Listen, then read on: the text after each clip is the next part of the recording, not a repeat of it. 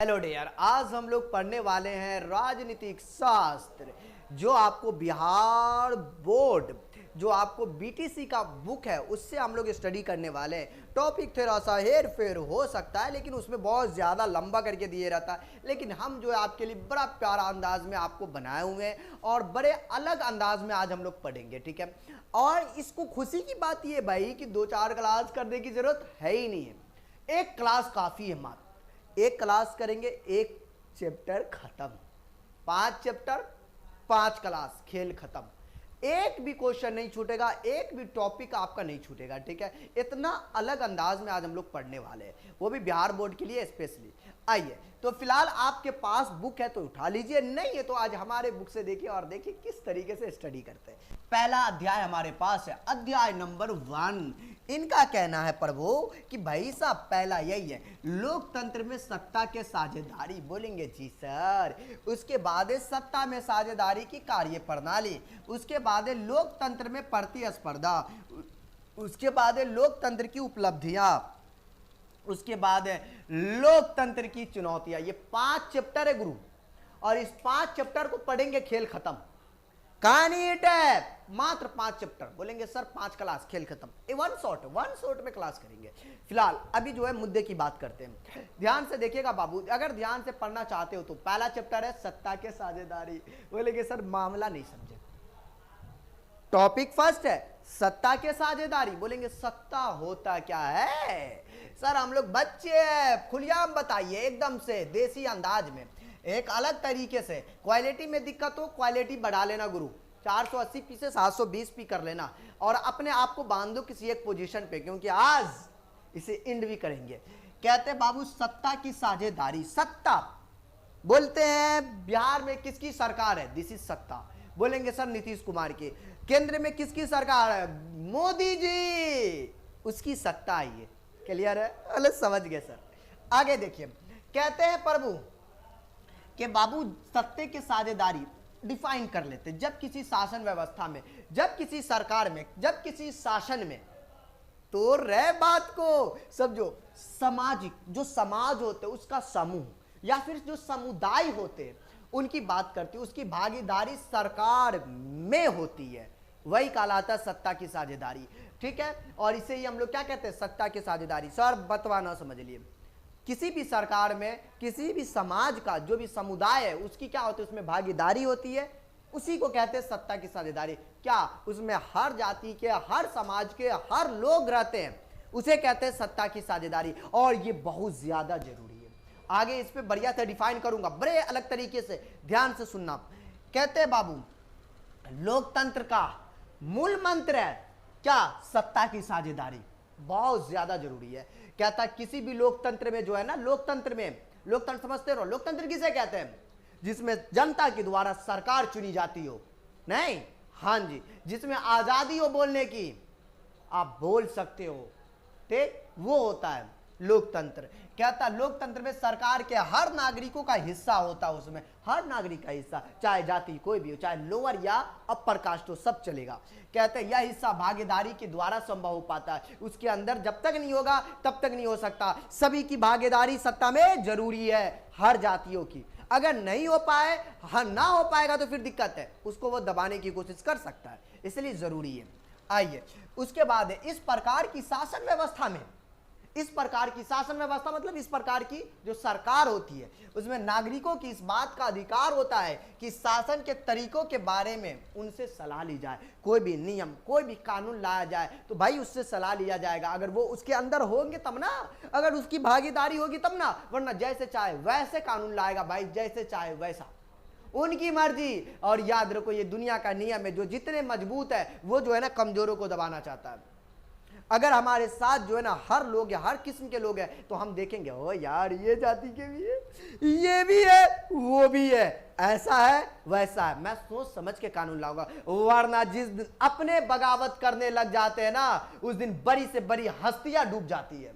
इसीलिए अपना आदमी जिस दिन बगावत करने लगे ना, तो समझ लो तुम्हारी जो है ना किश्ती डूबने वाली है, जल्दी से संभल जाया करो।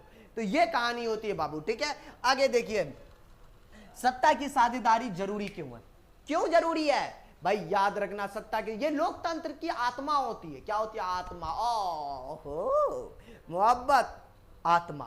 कहते हैं सत्ता की साझेदारी जरूरी है क्योंकि एक ऐसी शासन व्यवस्था जहां, ध्यान से सुनना मेरी बातें, जहां समाज के सभी लोगों का हिस्सा सरकार में होती, सभी लोगों का हिस्सा, सभी समाज के हर समुदाय का हिस्सा कहां होती है?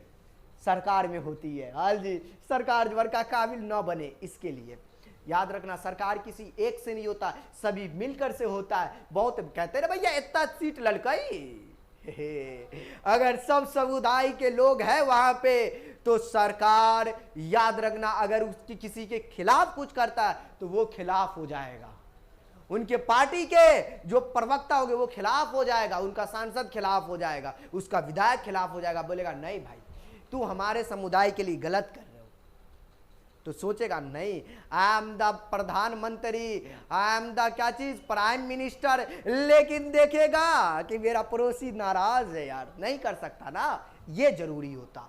कहते हैं बाबू सत्ता के साझेदारी को किसी भी देश का गणतंत्र, वाह वाह वाह वाह वाह, गणतंत्र व्यवस्था का मंत्र कहा जाता। मंत्र याद रखना भैया, बिना मंत्र के काम नहीं चलता, और हमारे समाज में शांति बनाए रखता, भाईचारा बनाए रखता, वरना युद्ध कब का कब हो जाए, गृह युद्ध, ये चीज है।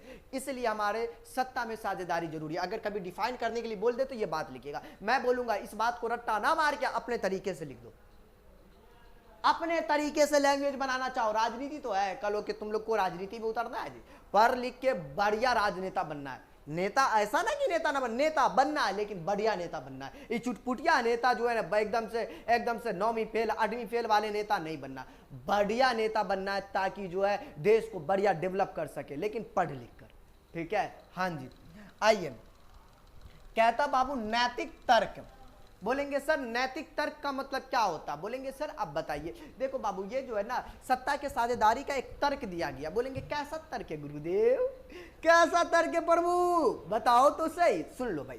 कहता सत्ता के साझेदारी क्या होता है, लोकतंत्र की आत्मा होती है। सर ये तो बता दें सर जी, किडनी, आत्मा, दिल, हृदय, फेफड़ा, गुर्दा सब होता। आगे चलते हैं, कहता लोगों की भागीदारी इसमें आवश्यक है। बोलेंगे जी सर जी, अगर लोगों की भागीदारी नहीं होगी तो वो अपने आप को बाप समझने लगेगा। हाँ जी, बोलेगा I am the greatest prime minister of India. अजी वो तो कह सकता है, खुद ही करनी है, लेकिन अगर ना हो तो फिर तो वो क्या हो जाएगा, एकदम तो भाई तानाशाही करने लगेगा। लोग अपनी भागीदारी के माध्यम से शासन से क्या होता है, जुड़े रहते हैं, और लोगों का अधिकार है उनसे सलाह ली जाए, बेटे मैं ये कानून ला रहा हूं, मैं ये कानून ला रहा हूं, आपकी राय है, आप इसमें सपोर्ट करते हो, सब है उसमें। याद रखना पक्ष विपक्ष सब में होते, ये सबसे बड़ी खुशी की बात है, ठीक। हाँ जी, वरना लोकतंत्र समाप्त हो जाएगा। उसके बाद है कहता बाबू सत्ता के साझेदारी की आवश्यकता क्यों पड़ी। अगर पूछ दे बता बेटा कि सत्ता की साझेदारी की क्यों जरूरत पड़ी, क्यों आवश्यकता पड़ी, बता जल्दी से, तो बोलोगे ऐसा न ऐसा, बताओगे कैसे, जब पहले समझेंगे। आइए इसको समझते हैं। कहते बाबू समाज के शांति और बनाए रखने के लिए सत्ता के साझेदारी जरूरी है। इससे विभिन्न सामाजिक समूह में, विभिन्न लग गया ना भाई, अलग अलग सामाजिक समूह जो होते हैं ना, उसमें टकराव, उसमें लड़ाई मारपीट गद्दम गुरकान कम हो जाए ना हो, क्योंकि हर समाज के लोग हैं। इसलिए याद रखोगे। इसके बाद किसी भी समाज में बहुसंख्यक, अब याद रखो बहुसंख्यक वर्ड आ गया, मतलब क्या, बोलेंगे सर बहुसंख्यक, खोपड़ी खुजलाने से आंसर नहीं मिलता। बहुसंख्यक का मतलब जिसकी आबादी ज्यादा हो, बहुसंख्यक कहलाया। बोलेंगे सर इस देश में हिंदू ज्यादा है वो बहुसंख्यक हुआ, मुस्लिम कम है अल्पसंख्यक हुआ, सिख कम है अल्पसंख्यक, ईसाई कम है अल्पसंख्यक। क्लियर है, फुल एचडी में सर हिंदू मुस्लिम वाली बात, और ना समझे हई रे दादा कैसी बात है, आ जाओ। कहते हैं केवल अल्पसंख्यक समूह को तबाह करता बल्कि स्वयं को भी तबाह करता, और सत्ता की साझेदारी के माध्यम से बहुसंख्यक का आतंक क्या होता है, कम होता है। कहते हैं जिस इलाका में, जिस जगह पे जिसकी आबादी ज्यादा होती है ना, वो कम आबादी वाले को क्या करना चाहता है, दबाना चाहता है। हाँ जी, दब के रहो, तेरी हिम्मत कैसी हुई, बोला कैसे, टाप धनी से धर दे। समझ रहे हो मैं क्या कहना चाहता हूं। इसलिए बहुसंख्यक का आतंक ज्यादा बना रहता है, इसलिए सत्ता की साझेदारी जरूरी है। हाँ जी 100%। कहते हैं लोगों की आवाज लोकतंत्र की सरकार की नींव बनाती है, और इसमें जितने लोग जुड़े, हर किस्म के लोग जुड़े, भिन्न भिन्न प्रकार के लोग जुड़े हुए, सत्ता की बात कर रहा हूं, तब उनकी आवाज जो है बुलंद रहती है। मान लो अगर इस कैटेगरी के लोग वहां नहीं है तो उसकी आवाज कौन उठाएगा? पुरुषन कि नागिन? कौन उठाएगा भाई आवाज? तुम्हारी आवाज कौन उठाएगा? जब तक नहीं तुम्हारे लेवल के आदमी, तुम्हारे कैटेगरीज के आदमी उस सत्ता में ना हो, वरना तुम्हारी आवाज उठाने वाली कोई नहीं होगा। समझे? आवाज उठाने वाला चाहिए, इस चीज का ख्याल रखो लाल, ठीक है? हाँ जी। कहता सत्ता के साझेदारी के दो कारण होते हैं। भाई सत्ता के साझेदारी के दो कारण होते हैं। भाई पहला कारण देख लेना बाबू, दो कारण, एक है साझेदारी, समझदारी भरा कारण है, समझदारी, समझ रहे हो? हाँ जी। और दूसरा नैतिक कारण हो सकता है। देखो समझदारी में क्या होता है, सत्ता की साझेदारी, समझदारी भरा कारण यह है कि समाज में टकराव और बहुसंख्यक के आतंक को रोकना, ये समझदारी वाली बातें हो गई। हाँ जी यार, बहुसंख्यक के मतलब इसको रोकना होता, ये समझदारी वाली बातें हो गई। ओके, उसके बाद सत्ता के साझेदारी की नैतिक कारण, जिसमें लोकतंत्र की यह आत्मा को कहते हैं नैतिक। ये क्या हुआ? ये नैतिक कारण हुआ। हाँ जी, नेता नगरी वाला लोकतंत्र की क्या हुआ? ये आत्मा हुआ। ओ आत्मा, प्रोशन वाली आत्मा डूब गई क्या? नहीं नहीं, ऐसा कुछ नहीं है। आत्मा मतलब वही आत्मा जो हम कहना चाहते हैं और जो आप समझना चाहते हो। आइए अब देखिए, इसमें है आगे का, इसी टॉपिक में कुछ अच्छी चीजें होती है तो कहीं के टॉपिक को कहीं ले लिया जाता है। यहाँ पे बेल्जियम का टॉपिक जो है ना बड़ा खूबसूरत है, इस टॉपिक को लिया गया बाबू। हाँ जी, कहते हैं बेल्जियम यूरोप का एक छोटा सा देश है, बुचकिनमा ऐसा देश है यूरोप का, और ये कहता है जिसकी आबादी हरियाणा से, अपने हरियाणा नहीं है जी, हाँ जी पड़ोसी, परंतु इसके समाज की बनावट बहुत जटिल है। इसमें देखो बाबू, इसमें जो है ना तकरीबन 59% लोग डच भाषा बोलते हैं, भाषा की बात कर रहे हैं। और याद रखना हमारे इंडिया में भाषा को, अरे यार बिहारी चेन्नई वाला मामला याद है ना जी, चेन्नई में क्या हुआ था, बहुत वायरल हुआ था ना। हाँ जी, कि भाई भाषा के आधार पर जो है मारा पीटा जा रहा था, है ना, भगाया जा रहा था हिंदी भाषी को। वही बात है ना, भाषा बहुत ज्यादा मायने रखता है, भाषा बहुत बड़ा बड़ा युद्ध करवा देता है। याद रखो, भाषा की लड़ाई बहुत ज्यादा है। कहता है जिसमें 40% लोग फ्रेंच बोलते हैं, याद रखना 1% लोग जर्मन बोलते हैं। लेकिन याद रखना कम भाषा बोलने वाला लोग जो है ना यहाँ ताकतवर है, ये बताना चाहता है ये। हाँ जी, ये बताना चाहता है, ठीक है। कहता राजधानी ब्रुसेल्स में 80% आबादी फ्रेंच बोलती है। 80% आबादी, 80%, 20% होगा जो अलग भाषा बोलेगी, 20% डच बोलती है। यहाँ अल्पसंख्यक फ्रेंच भाषी जो होते हैं बाबू, लोग तुलनात्मक रूप में ज्यादा समृद्धि और ताकतवर है। कहता है यहाँ जो आबादी वाली कम है ना, जो कम आबादी वाले वो ताकतवर है। दिस इज पावर, उनकी पावर बहुत ज्यादा है। अच्छा, ये लॉजिक यहाँ पर आप दीजिएगा, ठीक है। हाँ जी, आइए अगला चीज है हमारे पास है बाबू, बेल्जियम की समझदारी। बोलेंगे सर क्या आप भी ना प्रभु, क्या बेल्जियम को उठा के लाए हुए? चलिए छोटा सा टॉपिक है, इसे पढ़ लेते। क्या कहता? कहता है ऐसे ऐसे भाषाई विविधता कई बार सांस्कृतिक रहन सहन, सांस्कृतिक राजनीतिक झगड़े का कारण बन जाती है। और कहता बहुत बाद में जाकर आर्थिक विकास और शिक्षा का लाभ पाने वाले डच भाषी लोग जो है, लोगों को इस स्थिति से नाराजगी थी। सिंपल सी बात है यार, जो कम आबादी वाले थे, जो कम भाषी लोग थे, वो क्या था, उससे क्या था आपको आबादी मतलब क्या थे, नाराजगी थी, मतलब नाराज थे वो। इसके चलते 1950 से 1960 के दशक में फ्रेंच और डच बोलने वाले समूह के बीच तनाव बढ़ने लगा, कुल मिला के लड़ाई बढ़ने लगी। चलो ठीक है, आगे डच भाषी के लोग देश में बहुमत में थे, ज्यादा आबादी था, बहुमत में थे, परंतु राजधानी ब्रुसेल्स में अल्पमत में थे। अलग जगह, जैसे राजधानी जो थे ना, राजधानी ब्रुसेल्स थे, वहां कम संख्या में थे, दोनों अलग अलग जगह, दो अलग अलग थे।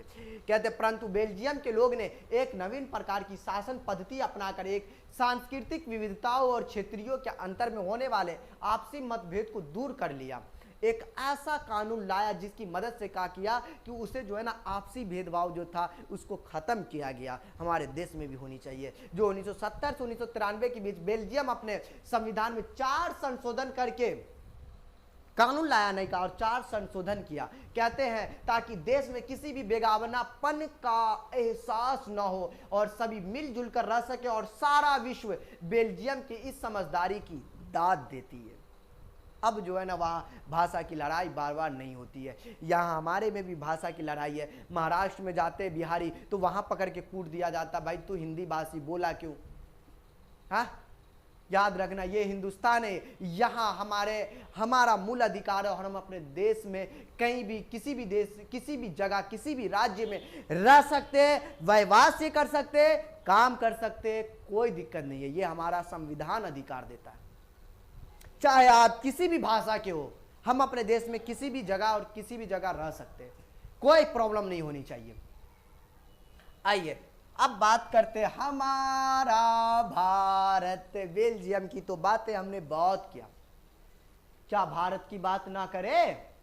करना तो जरूरी है गुरु, करना तो जरूरी है। हमारा भारत क्या कहता है, ये ध्यान से सुनिए। कहते हैं कि परंतु मतलब आपने बेल्जियम को देखा था ना, इसके अपोजिट साइड में हम अपने भारत की बात कर लेते बाबू।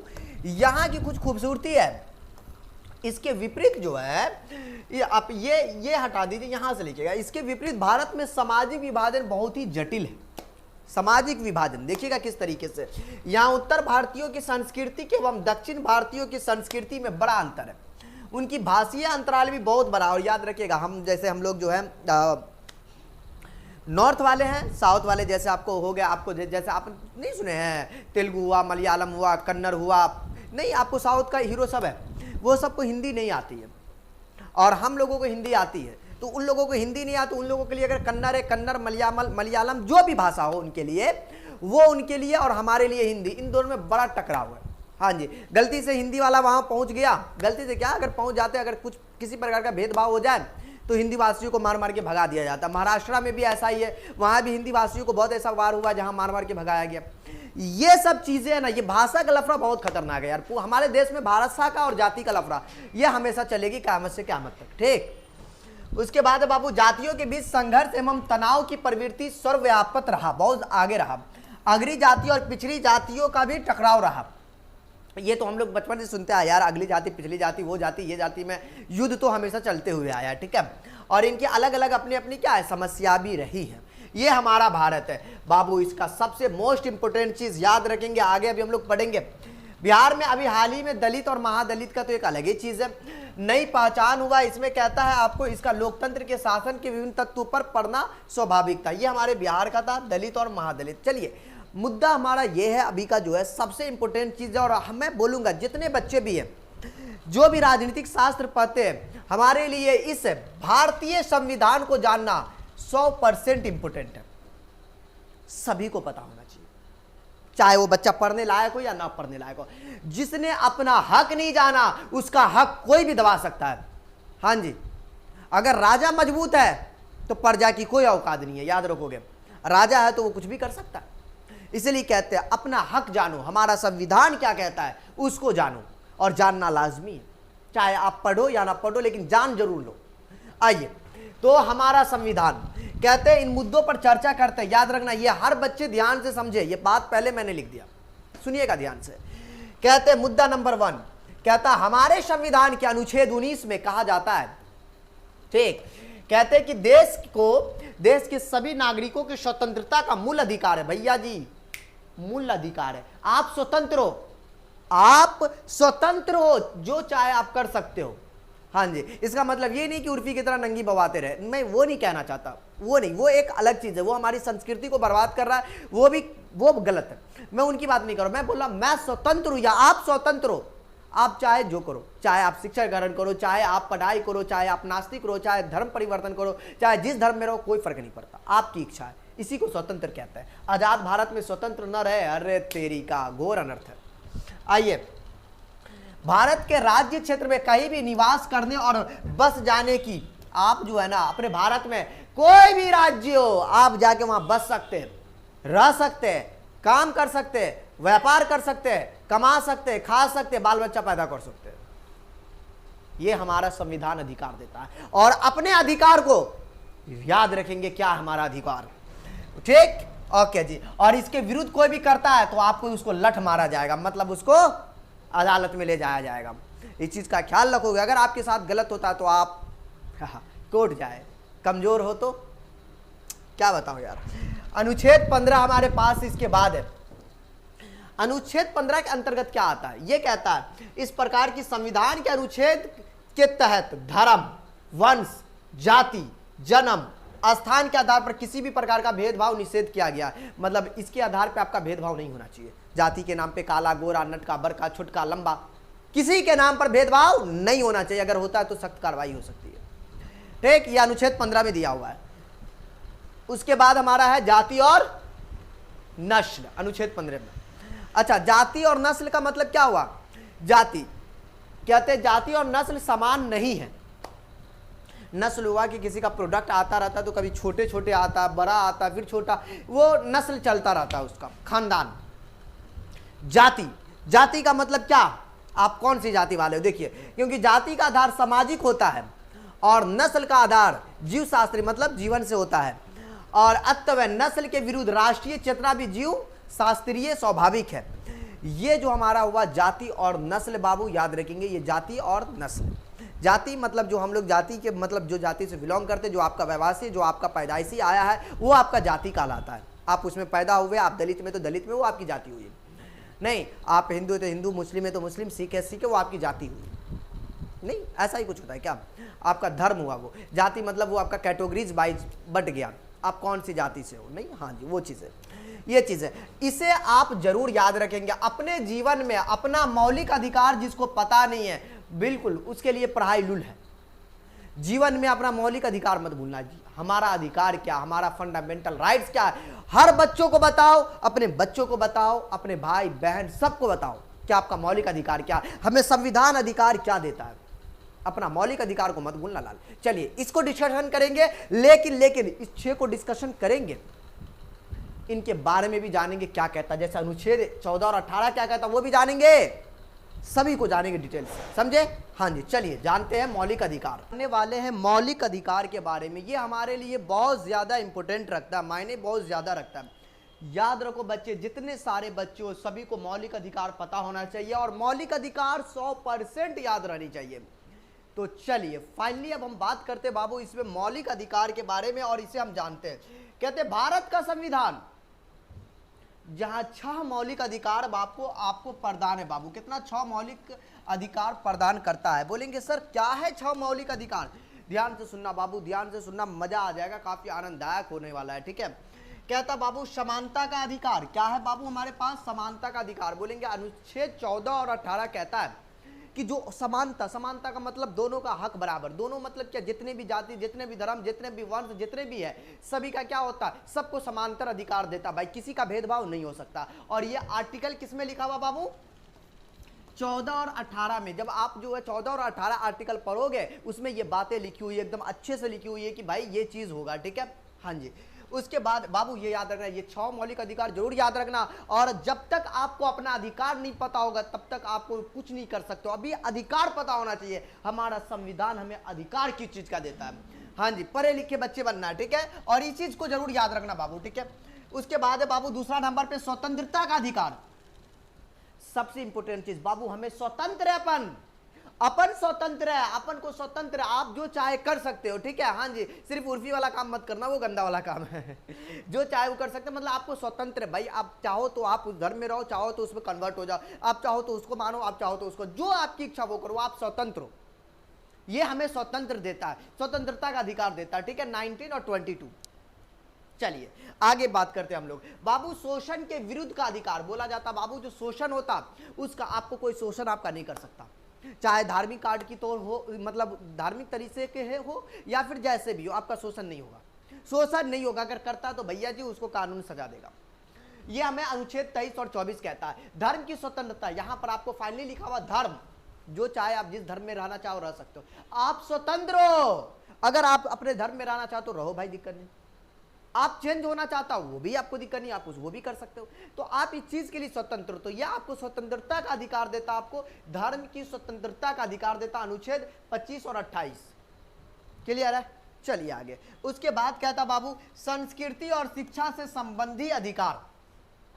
ये आपको संस्कृति मतलब आपका पहनावा ओढ़ना जो भी हो, चाहे आपका शिक्षा हो, इन सभी का ये आपको अधिकार देता है। ये आपका अधिकार है, आप इसको प्राप्त कर सकते हो। बोलेंगे सर इनको थोड़ा डिटेल्स में समझाइए। जैसे हमारे पास है समानता का अधिकार क्या है, तो इसको डिटेल्स में हम थोड़ा बताते हैं, थोड़ा ध्यान से सुनना, क्या है प्यारा चीज है, देखिएगा।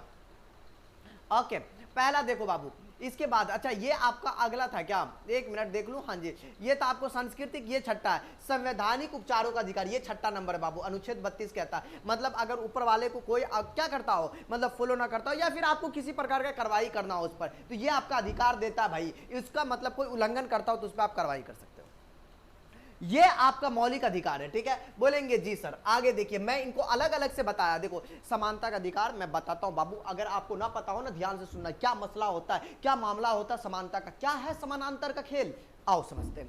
पहला नंबर, जिसमें कानून के समक्ष समानता, धर्म, धर्म याद रखना, धर्म हो चाहे आपका कोई भी वंश हो चलेगा, जाति, लिंग या जन्म स्थान के आधार पर भेदभाव का निषेध है, मतलब आप भेदभाव नहीं हो सकता, ये पहला नंबर है। बोलेंगे ठीक है सर।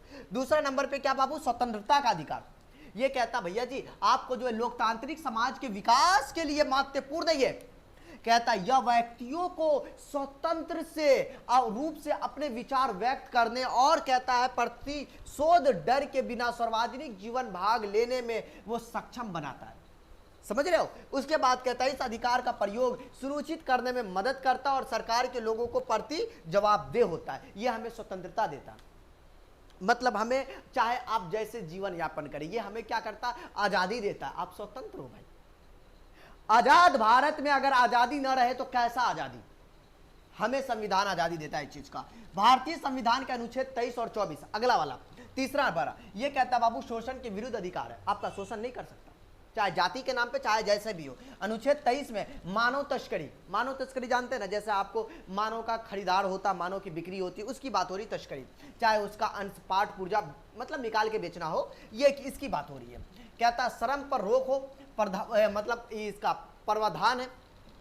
जबकि अनुच्छेद 24 जैसे कारखानों में, दुकानों में आपको 14 साल से लोअर बच्चे को आप नहीं खटवा सकते हो, ये अधिकार देता है, इस पे आपको कानूनी कार्रवाई होगा। उसके बाद है चौथा नंबर में, भारत के संविधान अनुच्छेद 25 और 28 तक धार्मिक स्वतंत्रता के अधिकार की गारंटी दी गई हो। भैया जी आपको गारंटी देता है, भैया जी जो धर्म में चाहो एक्सेप्ट करो, आपकी इच्छा, जबरदस्ती नहीं की ठोटरी पे चौर की ना यही मेरा या तू कन्वर्ट कर, ऐसा कुछ नहीं हो सकता लाल, ऐसा कुछ नहीं। अगर कोई ऐसा करता तो भैया उस पर कानून कार्रवाई होगी, ठीक है, वो जेल जाएगा, ठीक, ऐसा नहीं हो सकता। बोलेंगे ओके जी। एक है पांचवा नंबर, भारतीय छात्रों को अपनी मातृभाषा में शिक्षा प्राप्त। भैया जी बोले था ना वो पांचवा नंबर पे शिक्षा वाला, उसमें जो है ना आप अपनी आपकी इच्छा, आप चाहो तो तेलुगु में, हिंदी में, बंगाली में, मलयालम में, कन्नड़ में, जिस भाषा में पढ़ना चाहो आप पढ़ सकते हो, कोई नहीं रोकेगा। हमारे भारत में आपका जो मदर लैंग्वेज आप उससे स्टडी कर सकते हो, जबरदस्ती नहीं कि आप इंग्लिश में स्टडी करो, ये कहीं नहीं लिखा हुआ है, ठीक है। हाँ जी आइए, उसके बाद है बाबू संवैधानिक उपचार, छठा नंबर, कहता भारत में वह अधिकार है जो कहता है कि यदि कोई व्यक्ति अपने मौलिक अधिकार की रक्षा करना चाहता, मैंने बोला ना कि ऊपर वाले का क्या करना चाहता है, रक्षा करना चाहता है, तो वो आपको इसके तहत क्या कर सकता है, वो सर्वोच्च न्यायालय जा सकता है, मतलब आपको कोर्ट जा सकता है, वो सुप्रीम कोर्ट जा सकता है। याद रखो ये हमारा मौलिक अधिकार है, और ये मौलिक अधिकार सभी बच्चों को पता होना चाहिए, जिसको नहीं पता है सभी को पता होना चाहिए मौलिक अधिकार, ठीक है।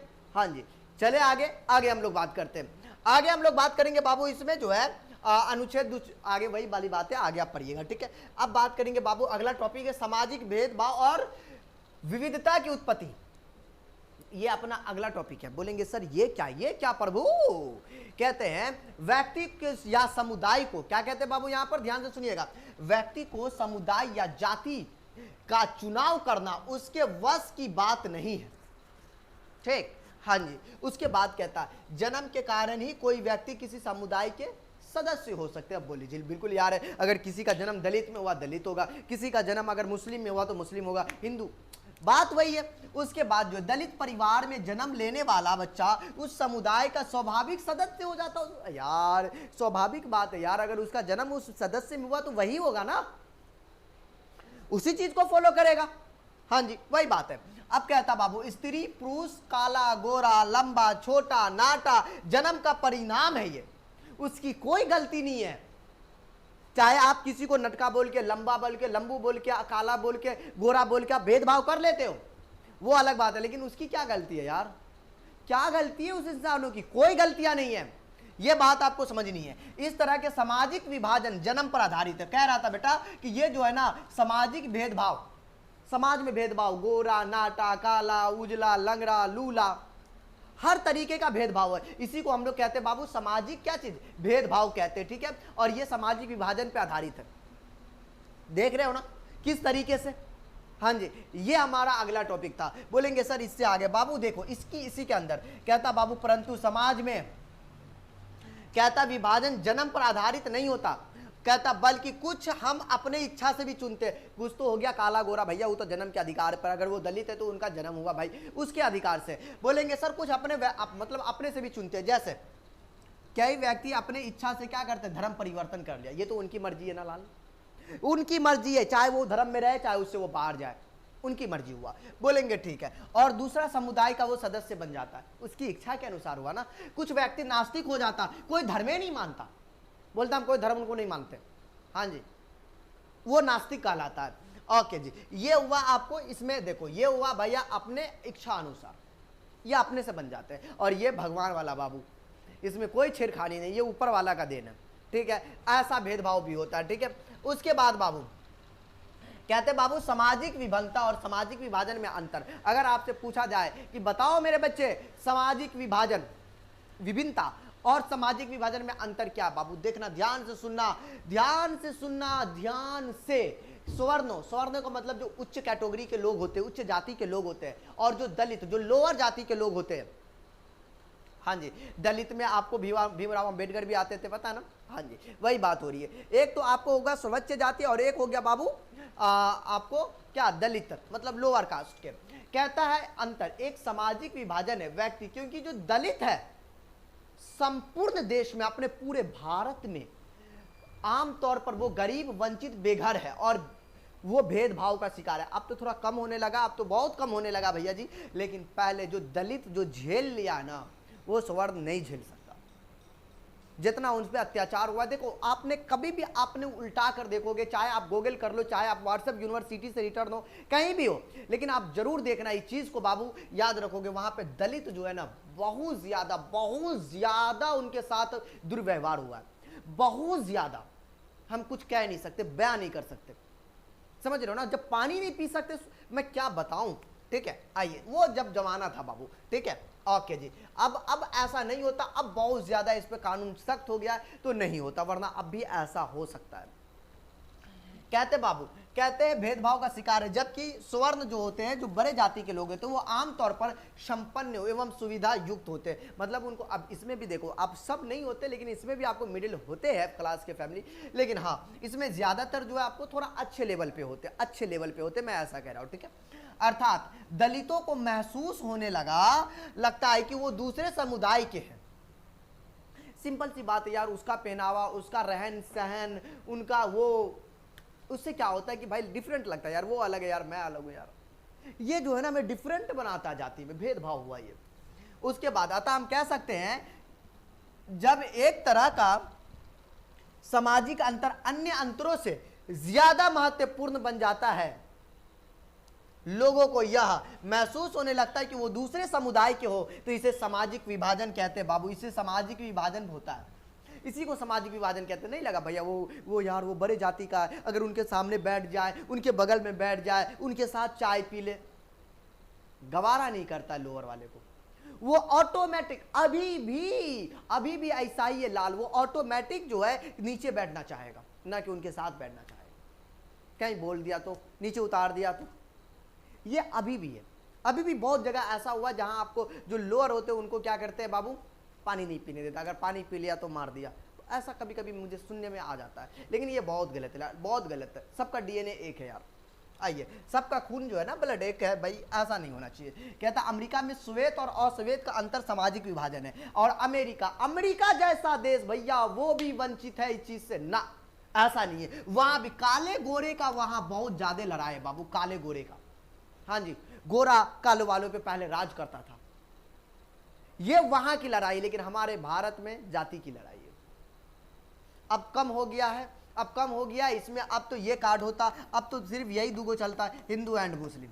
अब तो इसमें कम हो गया है जी, सवर्ण और दलित वाला। अब ये वाला कार्ड चलता है। अब इस चीज को हमें समाप्त करना है। तब ये समाप्त हो सकता है जब हमारे आपके जितने भी सदस्य, सभी के बच्चा पढ़ा लिखा हो, सब एजुकेशन लाइन से हो, सब बात को समझे, तब जो है ये चीज समाप्त हो सकता, वरना कभी नहीं समाप्त हो सकता। चाहे ये दुनिया चांद पर क्यों ना पहुंच जाए, फिर भी कुछ नहीं हो सकता, कुछ नहीं हो सकता जब तक नहीं आप एजुकेशन बढ़िया से ग्रहण नहीं करते हो।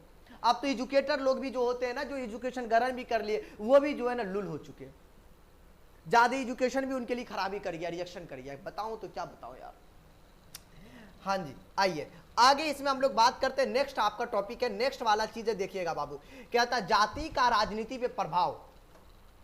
बाबू ध्यान से देखिएगा, कहता है जाति का राजनीति पे प्रभाव। बाबू बोलेंगे ये क्या है मामला सर जी, ध्यान से सुनना बाबू, याद रखना। जो जाति होती है ना, उसका राजनीति पे प्रभाव। और अब का 2024 अभी हम क्लासेस चल रहा है, इसका मतलब ये अब का टाइम तो और खतरनाक है। बिना जाति का ससुर के नाती वोटे नहीं देता। उसको लगता है कि अगर हमारे जाति का वार्ड मेंबर है तो उसको वोट देगा। उसको लगता है कि हमारे जाति का मुखिया है तो उसको वोट देगा। उनको लगेगा कि हमारे जाति का ये पार्षद है तो उसको वोट देगा। डायरेक्टली जाति इन्वॉल्व है, डायरेक्टली, इनडायरेक्टली डायरेक्ट इन्वॉल्व है जाति के नाम पर वोट। तो कटहल तुम्हें मतलब आपको विकास करके देगा वो? हाँ, विकास का चीज का करेगा? जब आप उस लेवल पे वोट करोगे तो विकास का चीज का विकास होगा? सिर्फ जाति का।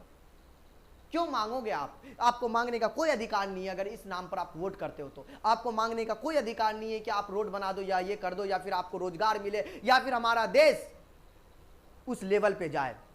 कोई अधिकार नहीं। जब आप इसी लेवल पे वोटिंग करोगे तो क्या होगा? तो याद रखो, वोट करो लेकिन सोच समझ कर। आइए, कहते हैं 70 के दशक के पूर्व भारत की राजनीति का, कहता है अवचेतना सुविधा परस्त हित समूह के बीच झूलती रही है। कहता ये 1970 की बात है। भारत की राजनीति जो है ना, अब देखो इसमें आगे क्या कहता है, ध्यान से सुनना बाबू, बहुत इंपॉर्टेंट ये सेशन है। कहता दूसरे शब्दों में कहे तो यह जो है अतिशयुक्त नहीं होगी कि 1967 तक राजनीति में स्वर्ण जातियों का वर्चस्व रहा है। हम लोगों ने इतनी चीजें पढ़ी, 1970 की बात कर ले या उससे पहले की बात कर ले भैया जी, इससे निष्कर्ष निकलता है कि इसमें जो है जो हाई लेवल की जाति थी उसका इन्वॉल्व था। और याद रखना, इस धरती पे ये नियम है कि अक्सर जो बड़े होते, जो मजबूत होते, जो स्ट्रांग होते, वो कमजोरों पे राज करते हैं। अगर आप कमजोर है तो आप पे कोई भी राज करके चला जाएगा, चाहे कोई भी हो, समझे? हाँ, अगर आप लोअर भी जाति के हो और आप अगर मजबूत हो, बहुत ज्यादा मजबूत हो, तो उस पर आपको राज नहीं कर सकता। वो आपके साथ बैठ के खाना खाएगा उस समय। यह हकीकत है, हकीकत है ये। इस चीज को आप एक्सेप्ट करो। आइए, 1967 की एक राजनीति में जो होता है स्वर्ण जातियों का वर्चस्व रहा। कहता 70 से 90 के दशक में, मतलब 1990 वाला जो है 70-90 का दशक है, के बीच स्वर्ण और मध्यम पिछड़े जातियों में सत्ता कब्जा के लिए संघर्ष चला, बहुत ज्यादा सत्ता के लिए, मतलब आपको नेता बनने के लिए। आइए, और 90 दशक के उपरांत पिछड़े जातियों का वर्चस्व तथा दलितों की जागृति का अवधारणाएं राजनीति गलियारों में उपस्थिति दर्ज कराती रही।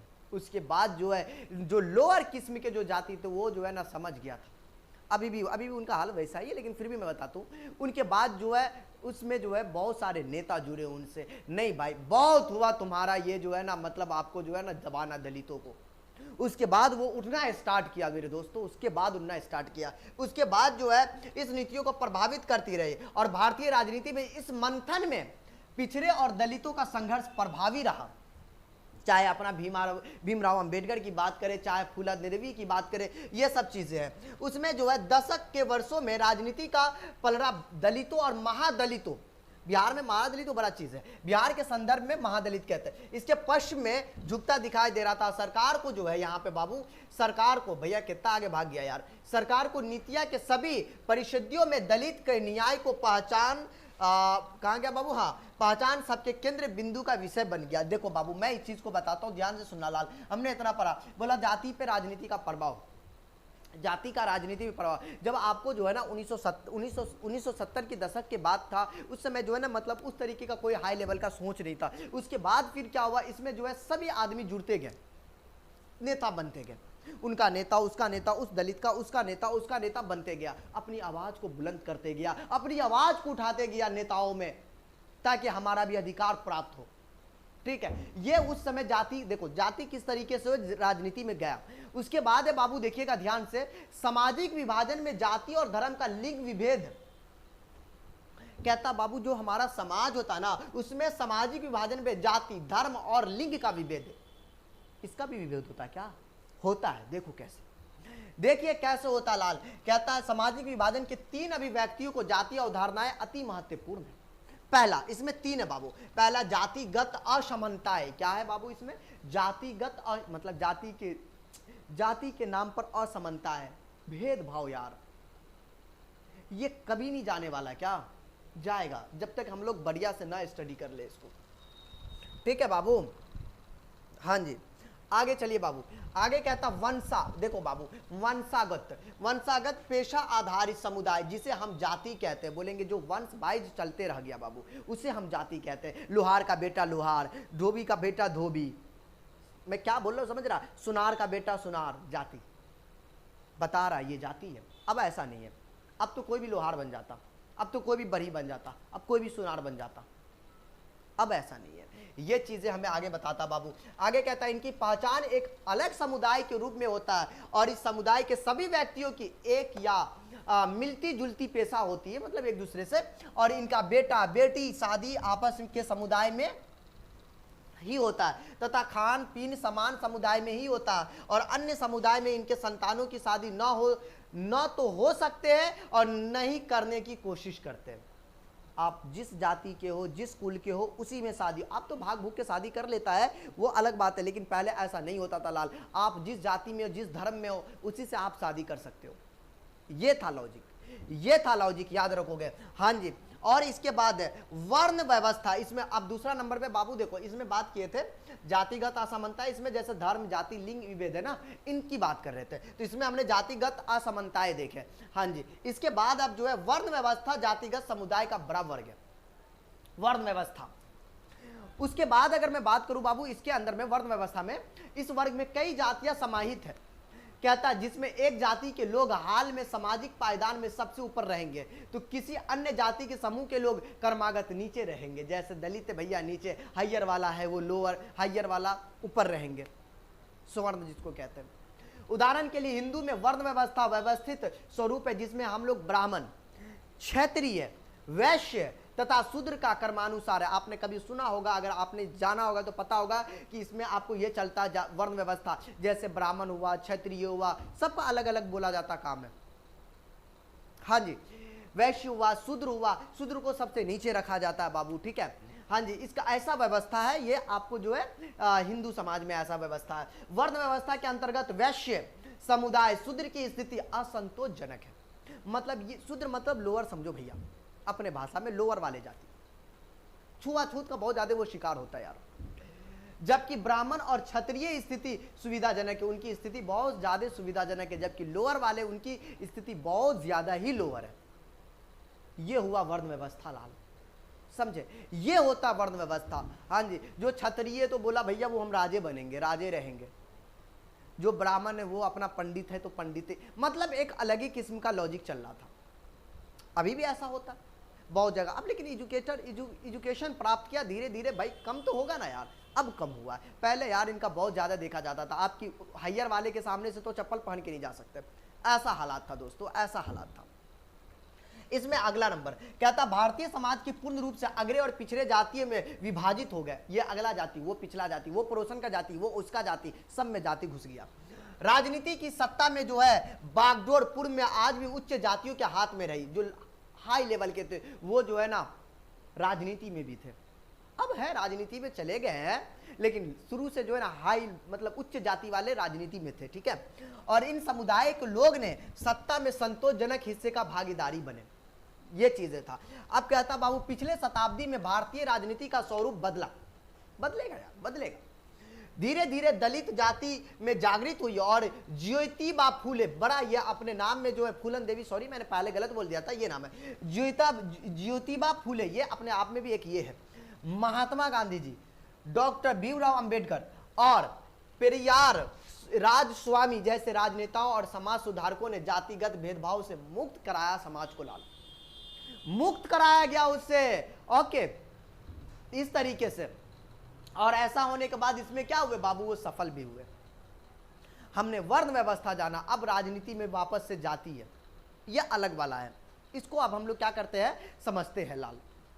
आइए किस तरीके से राजनीति में जाति काम करता है, इसके कुछ पहलू है उनको जानते हैं। बोलेंगे सर इससे पहले भी तो जाति के बारे में हमने देखो, राजनीति में जाति उससे पहले देखे थे, लेकिन वहां पे जो है ना थोड़ा सा अच्छे से नहीं देखे थे। आइए अब इसमें थोड़ा सा डिस्कशन कर लेते हैं। कहते हैं बाबू जो राजनीतिक पार्टियां होती है, ध्यान से सुनिएगा, ये सेम टू सेम आपको जो है बेस्ड ऑन द किसका है बाबू, ये बेस्ड आपको जो है याद रखेंगे क्या, बिहार पब्लिकेशन जो बुक होते हैं उन पे बेस्ड है ये, ठीक।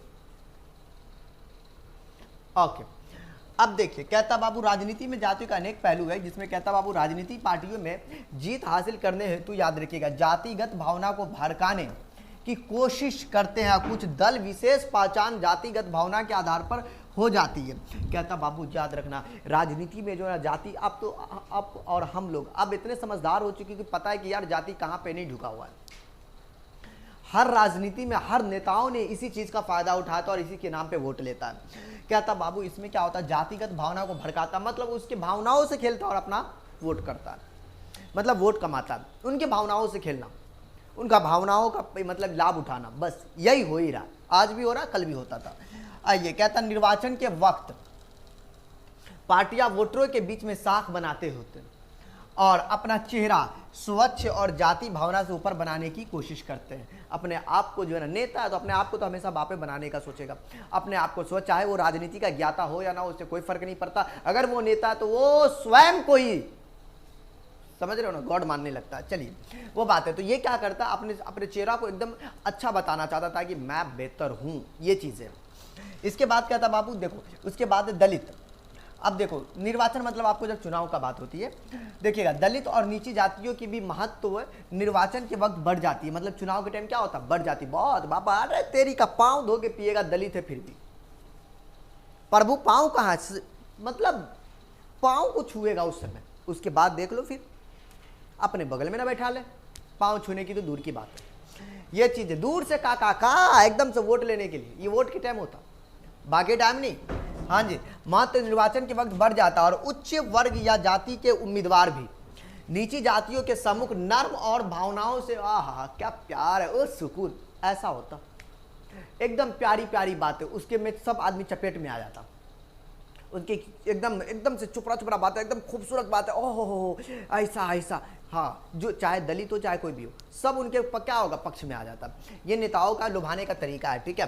हाँ जी, कुल मिला के पटाने का तरीका। कहते हैं उनके मन हासिल करने हेतु अनुन्याय विनय करते हैं और इन अवसरों पर नीची जो है जाति में भी आत्मा और गौरव जागृत होता, बोलता है यार कितना हमसे वादा कर रहा है, कितना प्यार वाली बातें कर रहा है, चल मान जाते बेटे, मान जाते, चल चल मैंने तुझे वोट दिया, ये होता।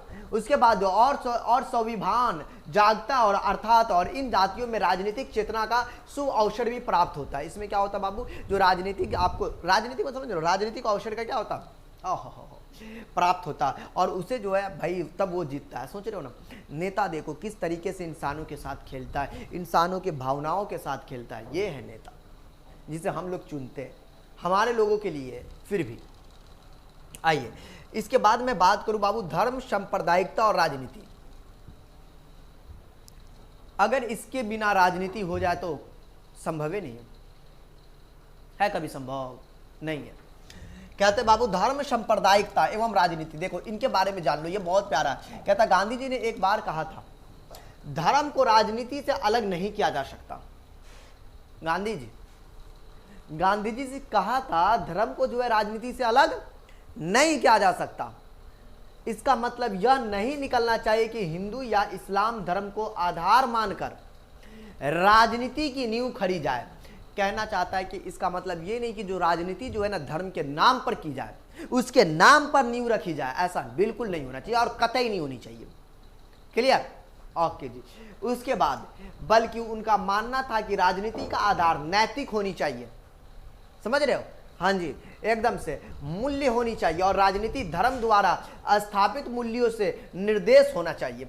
मतलब क्या हो, मतलब धर्म को बिना प्रभावित किए हुए उसके निर्देश अनुसार चलनी चाहिए।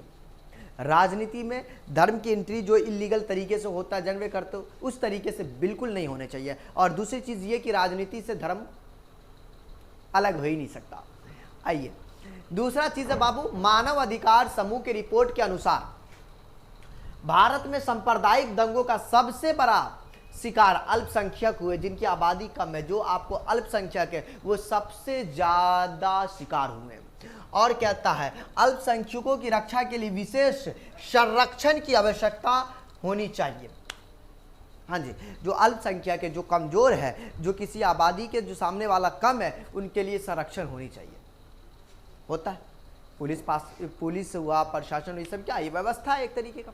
हाँ जी, आइए तीसरा नंबर, महिला आंदोलन एक संदेश के माध्यम से यह स्पष्ट करने की कोशिश किया है कि सभी धर्मों में पारिवारिक कानून महिलाओं के साथ भेदभाव रखती है। ध्यान से देखना, सभी धर्मों में जो पारिवारिक कानून होता है महिलाओं के साथ कुछ ना कुछ भेदभाव करता ही है।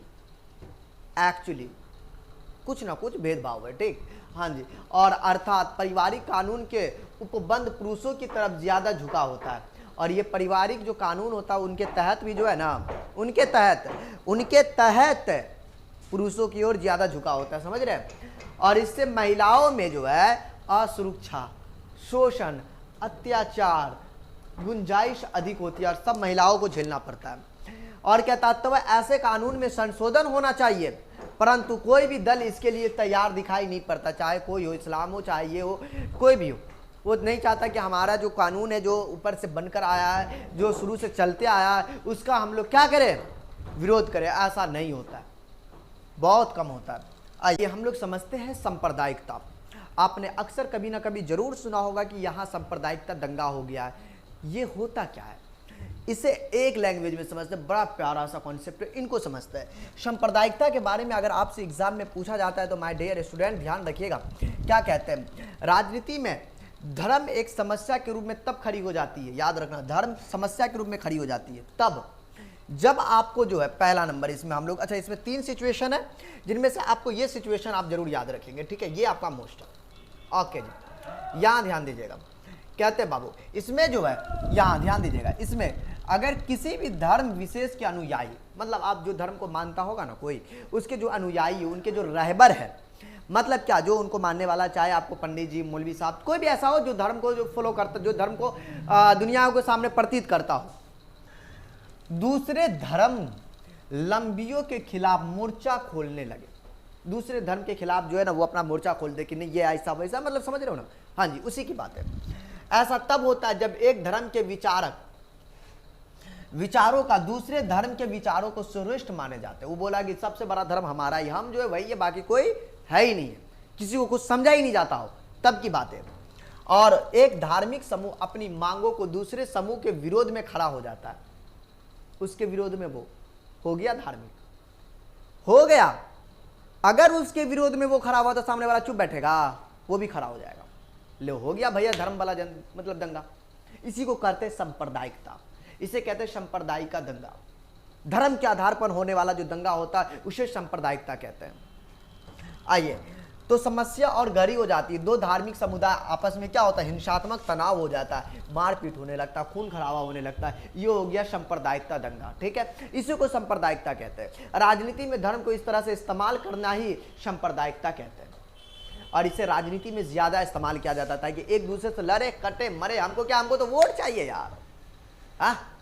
नेता तो ऐसा होता है अपने फायदे के लिए अपने बाप को भी मरवा दे, तो नेताओं पे भरोसा करना बहुत मुश्किल है।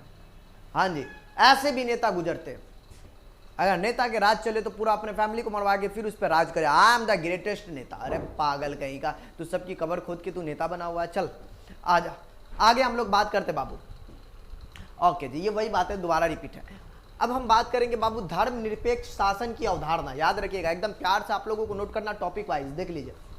धर्मनिरपेक्ष की शासन की, भैया धर्मनिरपेक्ष ऐसा हो सकता है?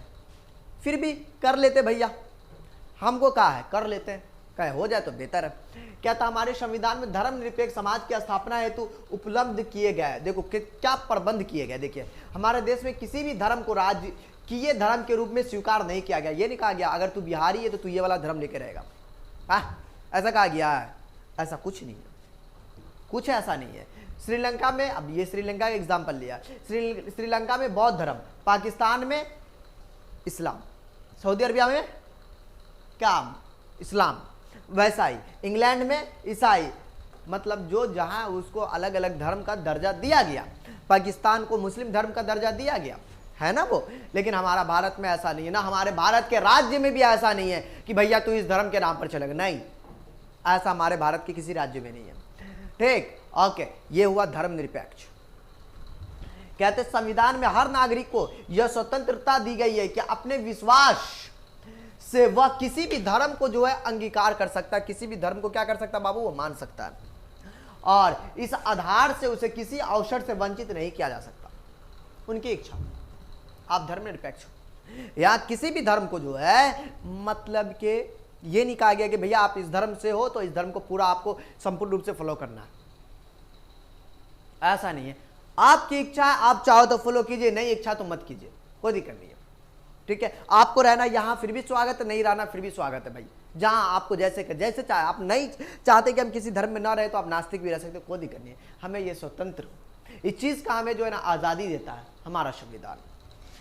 आगे चलिए बाबू, कहता प्रत्येक धर्मावलंबियों को अपने धर्म का पालन करने का अथवा शांतिपूर्ण ढंग से प्रचार करने का भी अधिकार दिया जाता है। जितने भी धर्म को मानने वाले लोग हैं वो अपने धर्म को प्रचार प्रसार भी कर सकते हैं, ये अधिकार हमें संविधान देता है। इस हेतु शिक्षण संस्थाओं को स्थापित और संचालित कर सकता है, और इसका भी आपको शिक्षण भी आपको कर सकता है, चाहे गुरुकुल हो चाहे मदरसा, ये भी आप कर सकते हो। आइए, हमारे संविधान के अनुसार धर्म के आधार पर किसी भी प्रकार का भेदभाव असंवैधानिक है, बिल्कुल नहीं होना चाहिए। अगर होता है तो आप केस दर्ज कीजिए। क्लियर है? हाँ जी।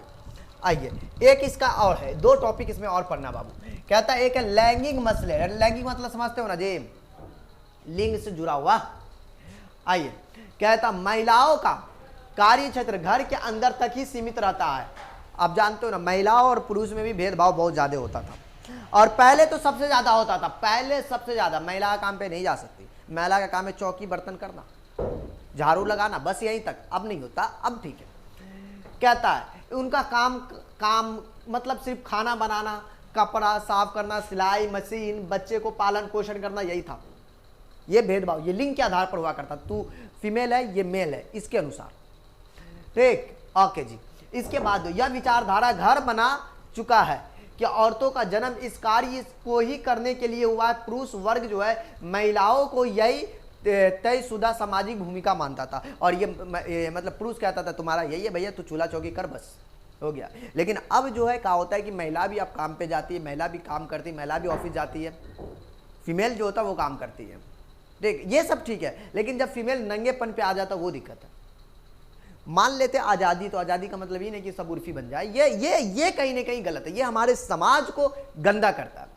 और हम अपने भारत में अपनी संस्कृति के नाम से पूरी दुनिया में फेमस है, समझे ना। तो ये समाज को जो गंदा करना ना, ये थोड़ा नहीं, बहुत ज्यादा गलत है। तो ये नहीं होना चाहिए। आप आज़ादी के नाम पे हाँ भाई रहे, घर में अगर नंगे तो चलेगा भाई, वो आपकी इच्छा, अब घर में जैसे रहे वो फर्क नहीं पड़ता, इस चीज में कोई नहीं दिक्कत है। लेकिन हाँ, अगर आप समाज में बाहर निकल रहे हो, 10 लोग के बीच आ रहे हो, तो फिर कहीं ना कहीं आपका कर्तव्य बनता है कि भैया हम समाज को अच्छापन दिखाएं, न कि अपना नंगापन। नहीं, हाँ जी। कहते बाबू अगर वही जो है मर्द अपने घर के अंदर बर्तन साफ करे, ये तो अलग ही चीज है। अगर कोई गलती से मर्दवा अगर जो है बर्तन उतर साफ कर देता पहले के टाइम, अब तो कोई दिक्कत नहीं है, पहले के टाइम में तो उसको क्या अलग ही नाम से जाना, मौगिया बाबा, तो ये वो कहते थे। और सिलाई फराई जो भी हो, ऐसे लोग जो है ना स्त्रीन की संज्ञा देने लगता, मतलब उसको स्त्री का संज्ञा देता, बोले लगे मौगिया हबा है तो मंगमेरा है तो क्या करते हैं। समाज के भीमी उन पर छिटकारी जो है, मतलब छीटा कसी, मतलब उसमें मजाक उड़ाया जाता था उसका। ये जब जेंट्स ऐसा करता था, अब तो यार जेंट्स तो हर कुछ में, चाहे बर्तन साफ करना हो, बर्तन मांजना हो, चाहे जो भी हो, महिलाओं वाला काम टोटल अब मर्द करते हैं। आइए, आज जेंट्स वाला काम टोटल अब महिला ही करती है। आइए, कहते कृषि क्षेत्र में महिलाओं का कुल भागीदारी 40% है। कितने? 40%। ध्यान दीजिएगा, आज की तारीख में कुल पुरुष कामगारों में 53% पुरुष है और महिलाओं जो है 75% है। अब 75% महिला जो है ना कृषि क्षेत्र में, देख लो कृषि में ज्यादातर महिला ही है, उसमें सबसे ज्यादा कृषि में काम करने वाली महिला है। ये ग्रामीण महिला कामगारों में 85% है, महिला कृषि से जुड़ी विभिन्न काम करती है। और आज महिलाएं वैज्ञानिक है, डॉक्टर है, इंजीनियर है, प्रबंधक है, कॉलेजेस में है, टीचर है, ये है, वो है, दिस है, डैट, बहुत सारी है। नहीं, ये मॉडर्न को चेंज करने के बाद हुआ है। ठीक है, हाँ जी। विश्वविद्यालय में शिक्षा के पेशों में दिखाई पड़ती है। स्वीडन, नॉर्वे, फिनलैंड, सार्वजनिक जीवन में महिलाओं की भागीदारी ऊंचा हुआ। ये फायदे की चीज है, ये ठीक है, इसमें कोई दिक्कत नहीं है। हाँ जी, अब महिला पुरुष जो बराबरी के चक्कर में नंगेपन पे आ जाता, वो दिक्कत, वो गलत है। बराबरी करो, जैसे जेंट्स अपना पूरा अपना हुलिया रखते हैं। मैं इस चीज के लिए खाली विरोध में, बाकी कोई दिक्कत नहीं। इस चीज का जो है ना, कहीं हमारी देश की संस्कृति है यार, है ना, कोई तहस नहस कर देगा ये, तो ये गलत बात है, ये नहीं होनी चाहिए आज़ादी के नाम पर। आइए, हाँ जी, ओके जी। कहता हमारा समाज अभी भी पितृ प्रधान और पितु, हाँ जी, औरतों के साथ भी कई तरह के भेदभाव होते हैं और इस बात का संकेत निम्न तथ्यों से मिलता है। देखिए कुछ तथ्य इसमें दिया गया है। इसमें तथ्य ये है बाबू कि महिलाओं में साक्षरता दर अब भी जो है ना मात्र 54% है पढ़ाई लिखाई में, जबकि पुरुष 76% है। हाँ, याद रखो, महिलाओं में पहले के टाइम में ऐसा होता था, बाबा जी घर से बाहर ना निकलना, पढ़ना तो है ही नहीं, तो रैली पढ़ना है ही नहीं। ये तो जो है बिहार की अगर मैं बात कर लूँ ना यार, ये नीतीश कुमार को आने की वजह से जो है ना कहीं ना कहीं महिलाओं को जो है ना, जो बच्ची जो थी ना, बेटियां थी ना, उनको पढ़ने का बहुत ज़्यादा मौका मिला। वो वरना तो 10 से 12 साल में निपटा देता था। वो भी एक था, अगर उम्र भी हो रहा तो कोई दिक्कत नहीं, लेकिन पढ़ाई नहीं करेगा, नहीं जाएगा। लेकिन वो नीतीश कुमार का देन है, इनके लिए नीतीश कुमार को सैल्यूट है भाई। आइए, कहता है स्कूली शिक्षा में कई जगह लड़कियां अव्वल रही है, फिर भी जो है उच्च शिक्षा प्राप्त, उच्च मतलब हायर एजुकेशन में। अब देखो नीतीश कुमार का खेल देखना कितना खतरनाक है। यहाँ पे करने वाली लड़कियां प्रतिशत बहुत ही कम था। पहले कहा था कि आपको जो है ना 12th या ग्रेजुएशन या फिर उसके बाद वाला मास्टर डिग्री का, उस समय तो शादी हो जाता।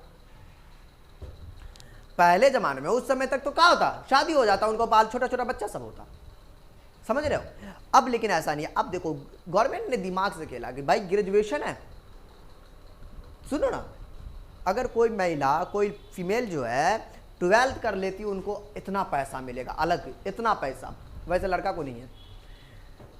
अगर ग्रेजुएशन कर लेता तो इतना पैसा, अगर मास्टर करता तो इतना पैसा, समझ रहे हो। ये पैसा का लोभित कर करके बच्चों को क्या किया गया, पढ़ाया गया। पैसा है ना यार, दुनिया जो है ना पैसों के सामने झुकती है। अगर पैसा है तो झुकेगा तुम्हारे सामने सब, जो भी होगा सब तुम्हें सैल्यूट करके जाएगा। तो पावर ऑफ मनी, पैसों में ताकत होती है, ठीक, हाँ जी। बस जिस इंसानों के पास, उनके पास ताकत है। तो ये चीजें था, तो गवर्नमेंट ने पैसों का लोभित दिया। पहले सरकारी स्कूल में बच्चे नहीं जाया करते थे, हाँ जी, उसके लिए लोभित दिया। स्कूल में पैसा दिया जाएगा, कपड़ा दिया जाएगा, उसके बाद जो है आपको बुक दिया जाएगा, नहीं खाना दिया जाएगा। ये बिहार में ये लॉजिक ला के बच्चों को स्कूल भेजा गया, बच्चों को पढ़ाया गया।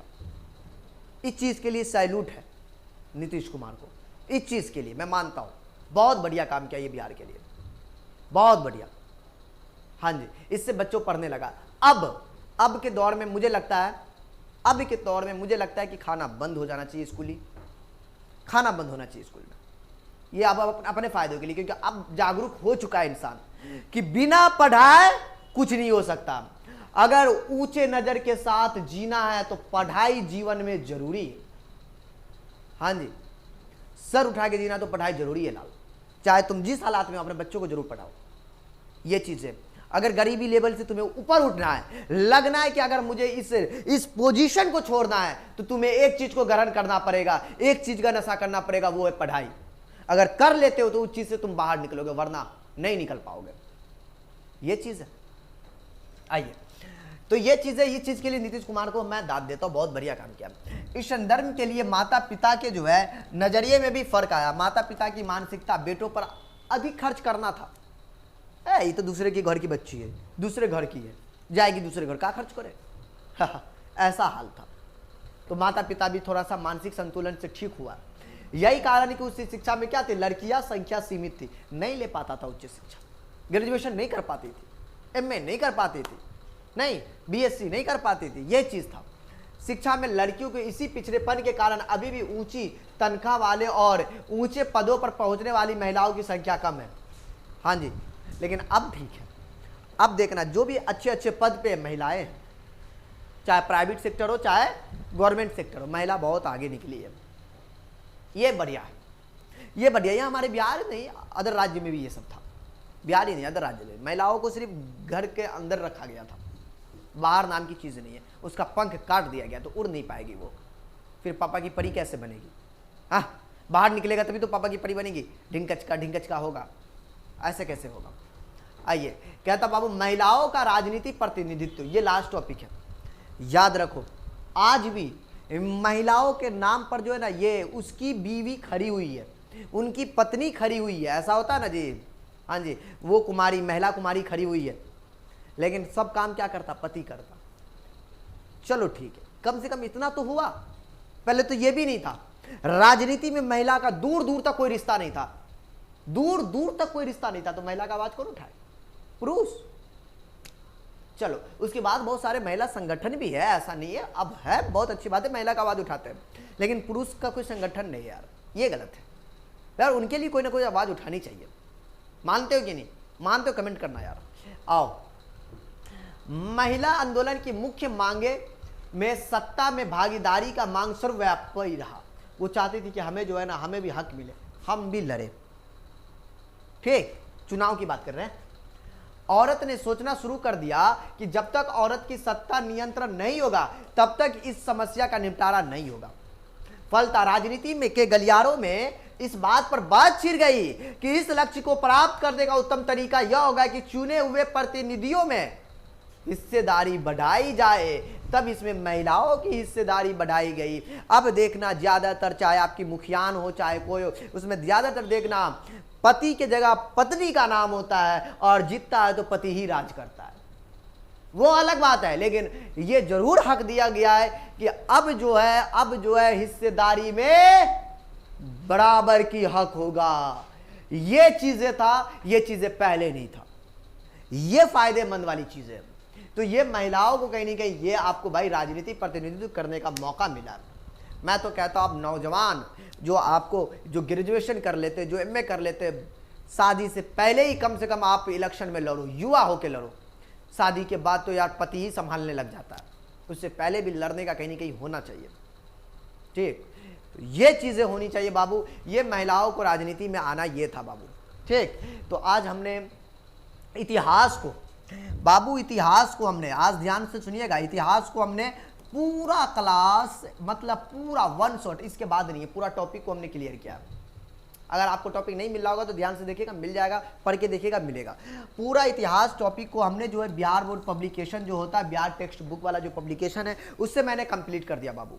और एक शॉर्ट, मतलब एक क्लास करने से ये फायदा है कि आप एक साथ जो है आराम से बैठ के पूरा प्यार से इसका नोट्स बना सकते हो, इसको लिख सकते हो, जहां पे प्रॉब्लम हो उस चीज को क्या कर सकते हैं हम लोग, देख सकते एक साथ। ये फायदा होता है वन शॉट देखने से। 2-4 क्लास होता है तो अगला क्लास भी नहीं मिल पाता है। ये आपके लिए सबसे ज्यादा फायदेमंद है। तो चलिए आज के क्लास को ये भी समाप्त करेंगे। ऐसा ही आपका सबका वन शॉट आने वाला है। आप लोग तैयार रहे और कमेंट में बताएं क्या आना चाहिए सबका वन शॉट, हर चैप्टर का वन शॉट आना चाहिए। कमेंट करोगे तब कुछ बात बनेगी। कमेंट करके जरूर बताइएगा कि सबका वन शॉट आना चाहिए कि नहीं। ठीक, तो आज के लिए इतना ही, फिर मिलते किसी नेक्स्ट क्लास में।